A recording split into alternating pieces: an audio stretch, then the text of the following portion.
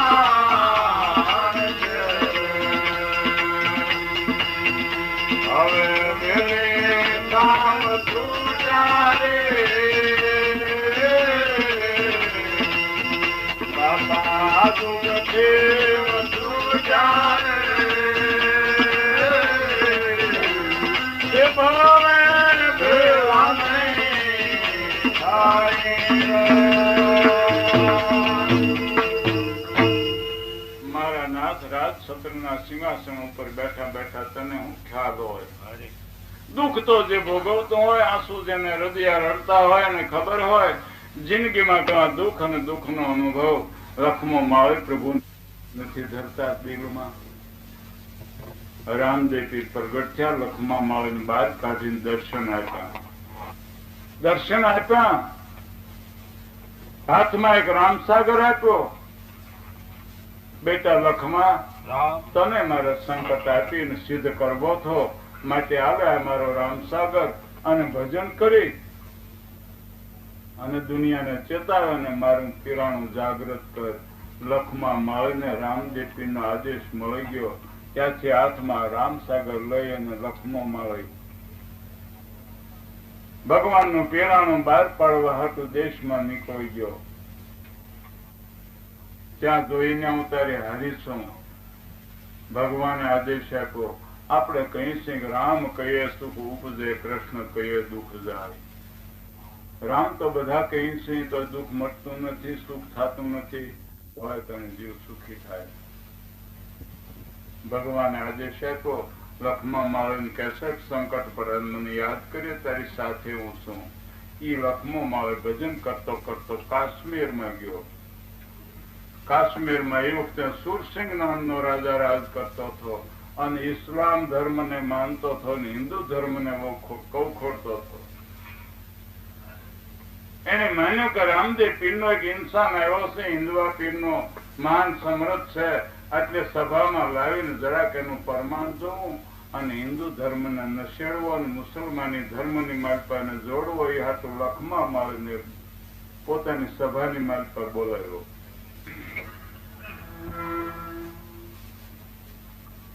તો રામદેવ પીરનો ઉપાસક હિન્દુમાં પીર હોય ની પીર તો મુસલમાનમાં જ હોય, માટે તું આડોળ મૂકી દે, આ બધું ખોટું છે. અને જે એમ પીર પેગમ્બરને માની છે માન. લખમો માળો કે છે કે રામદેવ પીર તો સમર્થ ઘણી છે. સમર્થ ઘણી હોય તો તારે ક્યાંક પ્રમાણ આપવું પડશે. કે પ્રમાણ તો બાપા હું આપું, મારી પાસે પ્રમાણ તો કઈ નથી, ઈશ્વર ગુણ ગાઉં છું. પણ મારે હવે સંધ્યાનો ટાઈમ થયો છે, ઠાકોરજીને થાળી ધરવાનો ટાઈમ થયો છે, માટે મને કઈક ધૂપ અને ઘીની વાટ્યો અને થોડીક પ્રસાદી હાકર ને એટલું લાવી દો તો હું મારું નિત્યનેમ કરી લઉં. દિવસ હાથમે રામદેવ પીરનો ઇન્સાન લખમો માળી કાશ્મીરના રાજા સુરસિંહ પાસે આ માગણી કરી. આ તો આસુરી પ્રકૃતિનો રાજા હતો, પેગમ્બરોને માનવા વાળો, અને પ્રસાદી માગી ત્યારે હાકર જેવા ટુકડા, માંસના ટુકડા કરીને થાળીમાં નાખીને હંસોળો ઓઢાડીને દીધા. ધૂપ માગ્યો ત્યારે કોળિયાની માલપા પાણી ભરીને એની માલપા વાટે મૂકીને દીધું. ધરી લે તારા ઠાકરને અને તારા રામદેવ પીરને યાદ કર, પછી અમારે સભા વિસર્જન કરવી છે. આને જાણ્યું કે આજ મારી કસોટી પૂરેપૂરી કરી છે. એ વખતે લખમે માળી પછી સભાની માલપા હાથમાં રામસાગર લઈને આવડું ભજન ઉપાડ્યું અને એ લખમો માળી કહે છે કે મારા નાથ તે રામસાગર આપ્યો હાથમાં, આદેશ આપ્યો છે સંકટ પડે હું આવીશ, તો આ વખતે કસોટી છે. એક હિન્દુ જેવા માણસો ગાયના માંસના ટુકડા મારી આગળ મૂકશે તો પછી તારો સનાતન ધર્મ જળવા હે કેમ? રામદેવ પીરને પ્રાર્થના કરતો લખમો માળી કહેશે કે ભીડ પડે ભગતોના દુઃખ ભાંગો તમે, ભીડ પડે ભગતોના દુઃખ ભાંગો, સંકટ નિવારો મારા સાંઈ જાગો ને મારી દુનિયા લાગો થાય.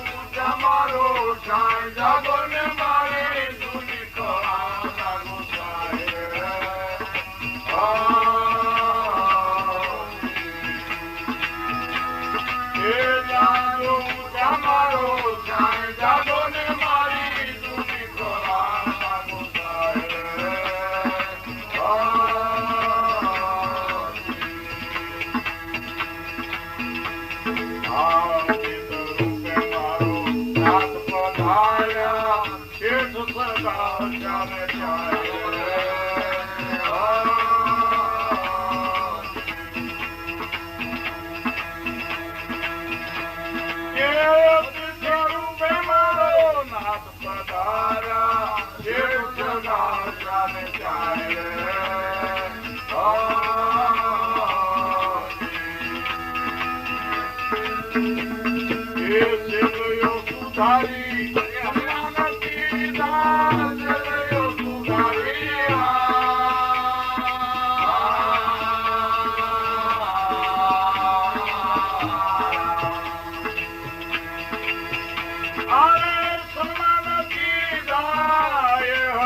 ખલો માય જાગો ને મારી જૂની કહાના મુસાય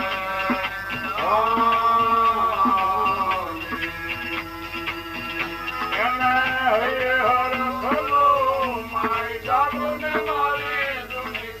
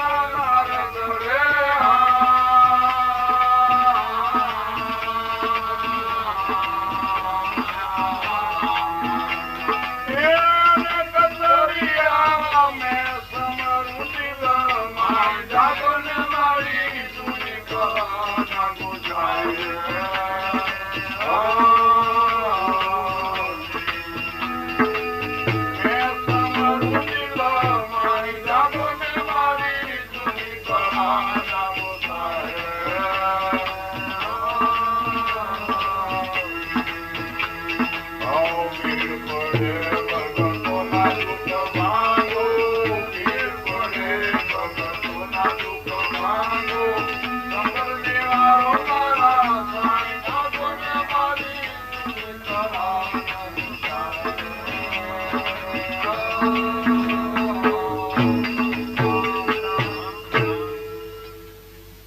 ભજન સભાની માલપા પૂરું કર્યું. પાણીની માલપા જે બત્તી હતી એની મેં ખડાક દઈને દીવો થયો. પાણીનું ઘી દેખાયું. જે ટુકડા ગાયના માંસના કાશ્મીરના રાજાએ થાળની માલપા મૂક્યા હતા એની માલપા ફર્સ્ટ ક્લાસ સાકર દેખાણી.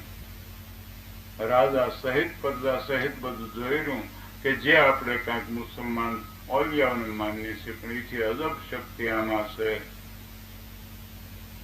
એ વખતે સાખી લખમાં આવીએ કીધી કે જળમાં જોતું જળ હોય ને ધમક્યા ગૂગળ ધૂપા એ આજ પધાર્યા પીર રામ દે ત્રણ ભુવન ના ભૂ. 14 બ્રહ્માંડ નો નાથ હદ મારો ઠાકર આવીને ભર્યા અને ઉડા કાશ્મીરનો રાજા હતો એના મનમાં થયું કે આ તો હું નકામો મારા હિન્દુ ધર્મને છોડીને અવળા માર્ગે ચડ્યો છું. એને કંઠી બાંધી ચેતાયું. આખા કાશ્મીર દેશની માલપા લખમામાં છાપ પાડી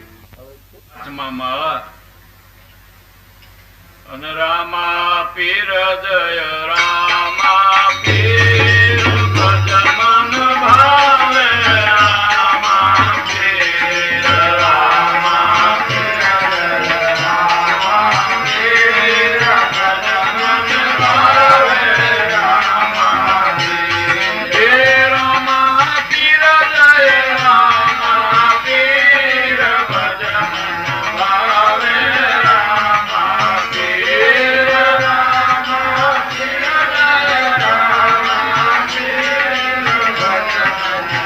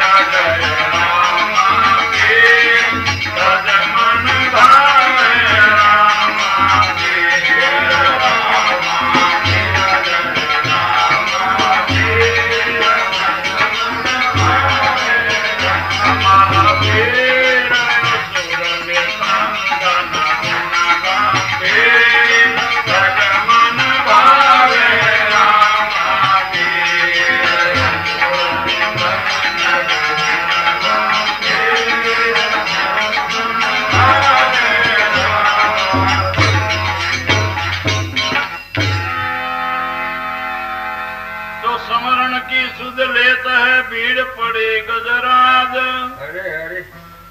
तुलसी ऐसो कौन है जग में गरीब निवास। कलयुगना जीवनो उद्धार केम थाय?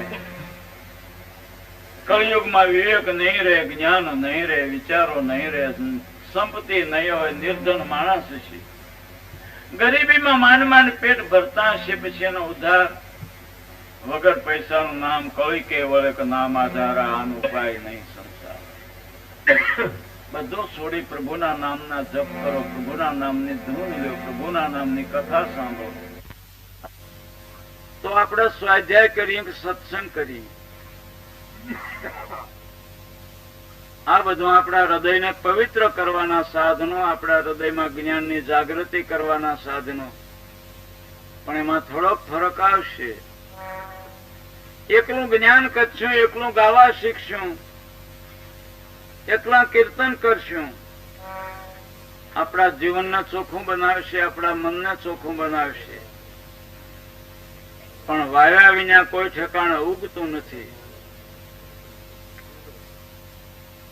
કોઈ ખેડૂત ખેતરમાં ખેડી અને સાફ કરીને ખેતરને પશુ બનાવે, વાવણી આવે તો દંતાળ હાંકીને ખેતરનું પશુ કર્યા રાખે, ભાદરવા સુધી ખેતર સાફ સૂફ કરીને એક તરણું મેલ પણ ન રવા દે, અને કદાપી આસો મહિના સુધી ખેતરનું પશુ કર્યા કરે અને કઈ વાવે નહીં તો ખેતરમાંથી પાક કઈ આવતો નથી। સ્વાધ્યાય કરવો, સત્સંગ કરવો, જ્ઞાન કથવું, વેદ વેદાંત ને જાણવા, એ બધું આપણું ખેતર માનવ દેહને હૃદયની માલપા જ્ઞાન કરી અને એક પાકું પચ્યું કરવાનું સાધન છે, પણ એની માલપા કાંઈક વાવવું તો પડશે। ગમે એવું પાકું પચ્યું, ગમે એવી સારી જમીન પણ વાવ્યા વિના ઉગતું નથી। એમ આપણા જીવનમાં પરમાર્થના બીજ કોતો વાવવા પડશે। કોઈને ખવડાવો, કોઈને દાન આપો, કોઈ ગરીબ બેન દીકરી કુટુંબ ભાઈ ભાંડુડા પણ એને સાથ સહકાર આપો।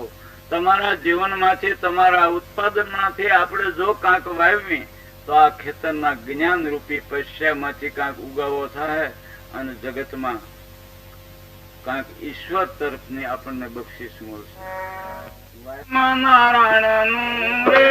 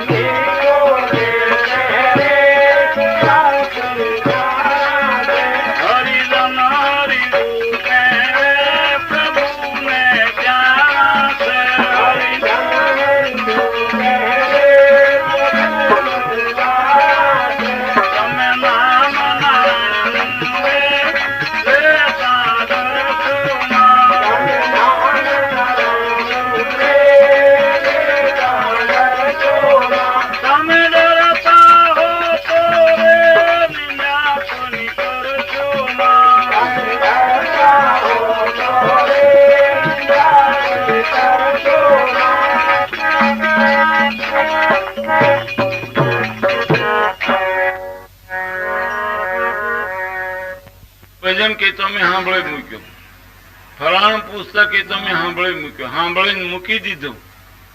એનો અર્થ કાંઈ નહીં, સાંભળીને હૃદયમાં રાખી અને થોડુંક જીવનમાં બહુ ક્રોધ આવે તને ભજનને યાદ કરવું, બહુ કામનાઓ ઉભી થાય તને ભજનને યાદ કરવા, કોકને બહુ ગુસ્સો થાય તને ભજનને યાદ કરવું કે કાલ હું ભજન સાંભળતો હતો ને આજ હું બોલું છું.